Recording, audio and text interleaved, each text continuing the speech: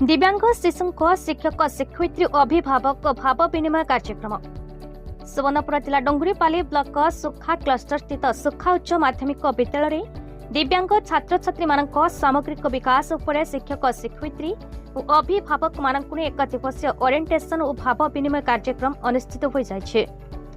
गोष्ठी संबल शिक्षक सीताराम प्रधान सभापति अनुष्ठित बैठक को स्थानीय आंचलिक साधन केन्द्र संयोजक श्रीजुक्त सुरेश कुमार नायक मुख्य अतिथि भाव जोगदे कार्यक्रम को उद्घाटन करते।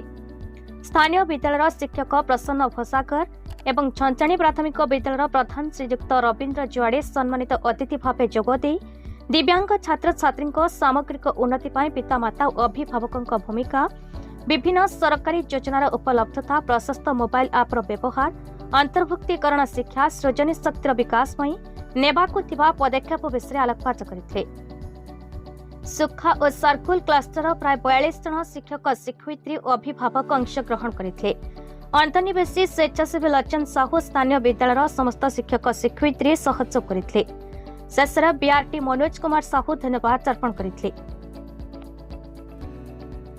सुवर्णपुर जिलार श्यामसुंदर पंडा टिकेलाल त्रिपाठी रिपोर्ट भारत न्यूज।